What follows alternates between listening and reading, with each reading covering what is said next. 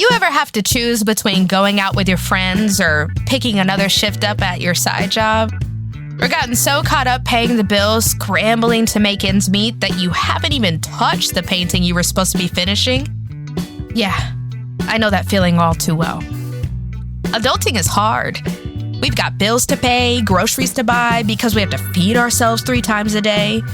And unless you're a Nepo baby and your parents are happy to sponsor your life, this is a constant reality for a human. And listen, Nepo babies, I'm happy for you, really.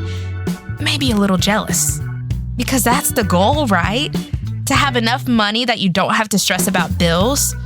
To be financially stable enough to just think about making art. And yet, most of us are out here working multiple side jobs just to keep the lights on. And then we're missing out on living our life in the process. Here's the reality. Many, and I mean many artists, struggle to make their creativity their full-time job. Forget savings or retirement. Many of us are just trying to cover the basics. Even if you've hit the top once or had a great year, we often find ourselves right back at square one, hustling and grinding to make ends meet. That's where we get the phrase starving artist from.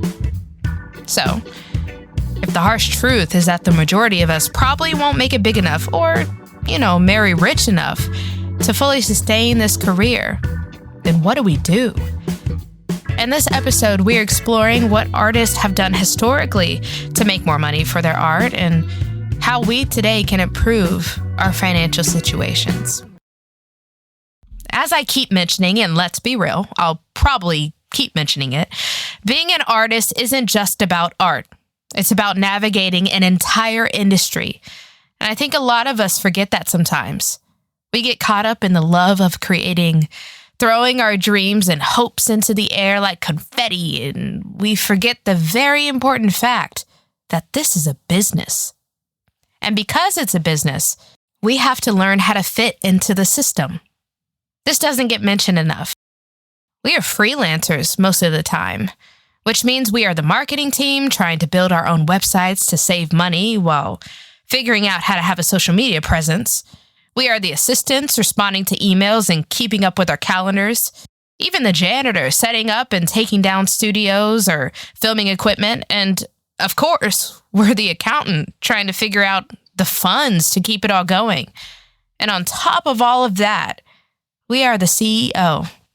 And we, as our own CEOs, have to figure out how to fit our specific business and brand into a system. This is a struggle in itself.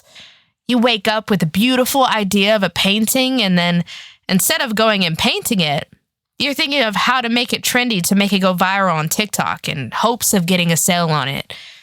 Or you make a song that is so dope, but you only have 300 listeners on Spotify, and your pitch wasn't received well, so you weren't put in a good playlist on New Music Friday, so no one hears the song.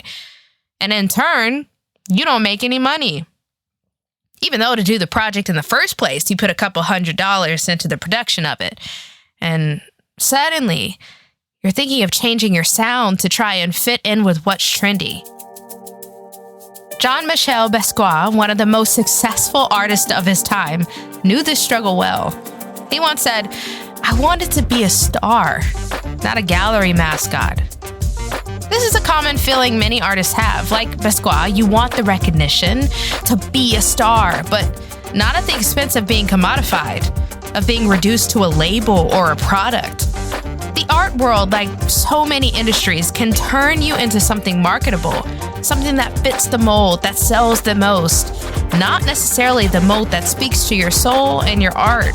And yet, you need to make money. So where does that leave the artist?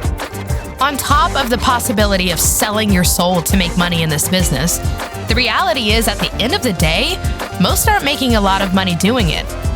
Think about it. Streaming platforms, record labels, theaters, studios, they're all raking in billions of dollars. But the creators, the artists, we see a fraction of that. And I don't say this to be bitter, but to remind us that as much as we love creating, we've also got to face the fact that we're working within a business model that isn't set up for us to thrive.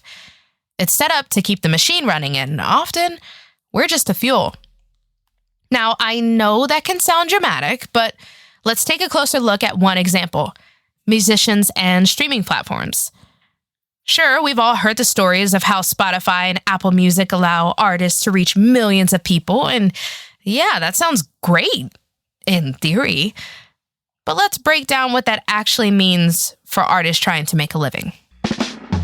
So Spotify reportedly pays somewhere between 0.003 cents and 0.005 cents per stream. Sounds small, right? That's because it is. Let's do the math. If you're an artist living in Los Angeles, where the average rent for a one-bedroom apartment is $3,100, actually, living by yourself, that's a luxury. You're living in a shared 3-bedroom and rent is still $3,100. How many streams do you think you need just to pay your share?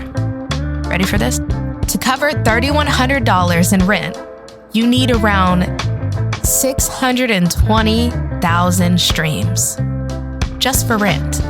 And that's if you're getting the high-end payout of 0.005 cents per stream. If you're getting closer to the 0.003 cents range, you're looking at over 1 million streams just to cover 1 month of rent. And let's be real, you've got other expenses too, like food, utilities, and Wi-Fi, so you can upload more music to try to get more streams. Add all that in, and you're easily talking about needing close to 2 million streams a month just to survive in LA for 1 month. That's a lot of streams. And the reality is, most independent artists, especially those just starting out, aren't getting anywhere near that kind of playtime. And yet the streaming platform and the labels are making millions. In 2023, the global music streaming market brought in about $40.2 billion in revenue, and it's projected to grow to $103 billion by 2030. That means there's not a lack of money in the industry. It means it's not being distributed well. And this isn't just a musician problem, it's an issue across the board for artists in every medium. Writers, filmmakers, actors, we're all part of a system where the financial rewards aren't evenly distributed. It's almost like we lack a middle class. You've either made it big and are famously wealthy, or you're below poverty level. In New York City, 56% of people, including many creatives, are at or below poverty.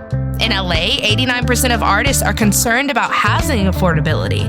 And many times, artists don't even have access to traditional middle-class benefits like healthcare or retirement plans. And yet, we know the industries we are in are multi-billion-dollar industries. And look, I'm not saying this to sound bitter. I'm saying this to call out something a lot of artists know. It's simple. This career is not sustainable long-term. We don't even make enough money in our field to survive. So how can we settle down and have a family if we can barely provide for ourselves? Would it even be possible to retire one day? And a house? On this financial track, forget it. The current nature of making money as an artist is limiting the lifestyle many of us want and deserve to have. But let's take a second to acknowledge something important. Artists have always fought for better conditions. Look at the recent SAG-AFTRA strike in 2023. Film and TV actors and writers were fed up with getting shortchanged by streaming platforms.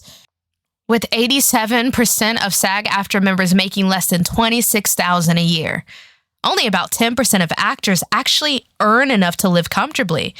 And this type of collective action has brought change before, like the AFM strike in 1942 when musicians stood up for fair royalties. Still, as inspiring as these strikes are, here's the thing. Most of us aren't part of a big union, and even those who are still struggle. For non-union artists, it's even worse. No healthcare, no safety net, and no collective bargaining power. So not everyone is in a position to be part of a strike, and frankly, most of us are too focused on surviving today to worry about that kind of long game. On top of that, I think a lot of us are clutching our dreams too close to our chest to risk upsetting the current structure of the industry. What would a strike do to the industry? Where would that leave our dreams? What if I get blacklisted for saying something? Look, I get it. And I'm not saying that we all need to gather our signs and start striking, though I wouldn't be opposed to such a thing. But I am saying that you have to want better for yourself, for your future, because though creating is beautiful, we can't keep sacrificing our life in the process. All right, let's talk about setting boundaries. And yes, I know it sounds like one of those trendy phrases you see on a self-care poster, but it's way more than that. Financial success isn't just about earning more or saving more. It's about knowing how to manage what you already have and to protect your time and to ensure you're not constantly giving your energy to work that doesn't really serve you. For freelancers, setting boundaries can mean getting clear about your rates, defining working hours, learning how to say no to projects that don't pay you what you're worth. And I get it, you might be thinking, but a low-paying job is still better than no job, right? Let me give you a different perspective. Those big companies we talked about, the ones making billions, they're counting on us to stay in that mindset, taking whatever they offer just to survive. They rely on us to feel grateful for scraps. But what if we set higher standards? Think about your time and energy as limited resources, because they are. If a project isn't paying well, isn't creatively fulfilling, or won't advance your career, ask yourself, is it really worth it? So, here's a quick test. For any project you're considering, ask yourself if it meets at least 2 of these criteria. 1, does it fill you creatively? 2, does it actually pay well enough to support your goals? And 3, does it add real value to your career? If it doesn't check at least 2 of these boxes, maybe it's worth reconsidering. Because if we're going to have a full life, we have to start having standards. If you're looking for extra guidance on this, I also do one-on-one coaching and would love to partner with you on your journey to financial freedom. You can find more info in the episode description. Now, it's time to talk about some different ways to make money. Stick with me. Let's kick it off with passive income, aka money you can earn without actively working for it every single day. Think of it like planting a tree. You put in the work up front, water it, and eventually it starts to grow on its own. Passive income streams won't make you rich overnight, but they can give you a cushion, which is a game changer when you're in the creative field. Take a photographer uploading their work to stock photo sites. Every time someone downloads a picture, they get paid.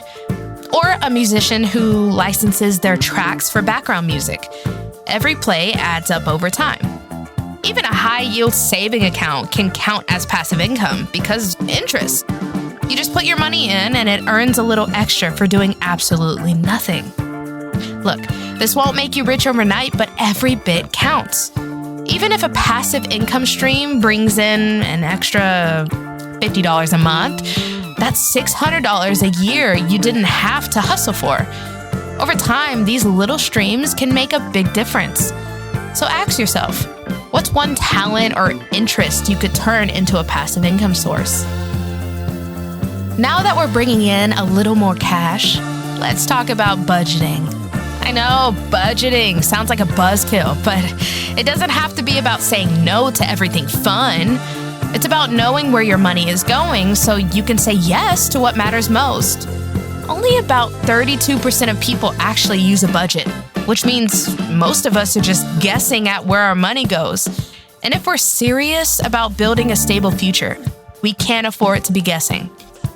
Start by listing your essentials: rent, utilities, groceries, transportation. These are your non-negotiables. So it's worth getting specific here. Then look at what's left for non-essentials, aka your fun money. Let's say you've got $200 a month to play with. That could mean setting aside $30 a week for little things you enjoy while still keeping a safety net. And saving is the most important part of getting to financial stability. If you're not putting aside something from each paycheck, you're missing out on your own safety net. Even a small amount set aside consistently can add up. If you're finding that even budgeting isn't leaving you with enough, it might be time to think about cutting costs. Cutting costs doesn't mean sacrificing everything you love. It means getting intentional. Let's start with where you live. If you're in an expensive city like New York, maybe it's worth looking at nearby areas like New Jersey. Rent and taxes are lower, and though you're not in New York City, you're still a close bus ride away. And this saves you $500 a month. That could add up to $6,000 a year. And let's talk about that daily coffee habit. If you're spending $5 every day, that's about $150 a month or $1,800 a year. Making coffee at home isn't as trendy, but it'll save you a lot. Little tweaks like this are basically free money. Cancel subscriptions you're not using, find a cheaper gym, walk instead of taking that Uber. You don't have to give up your favorite things entirely. You just have to be intentional about the costs that actually add value. Okay, let's say you freed up some cash from budgeting and cutting costs. What do you do with it? Saving and investing. If you're new to this, a high-yield saving account is a good place to start. Then there's the Roth IRA, great for long-term and tax-free savings. And for anyone wanting to dip a toe in the stock market, index funds or EFTs can be beginner-friendly options. Do a little bit of research, find what works for you, and remember, even small amounts invested now can grow into something significant. There's a lot more to cover, but that's what future episodes are for. The goal is to live a life full of art, not one that's constantly weighed down by financial stress.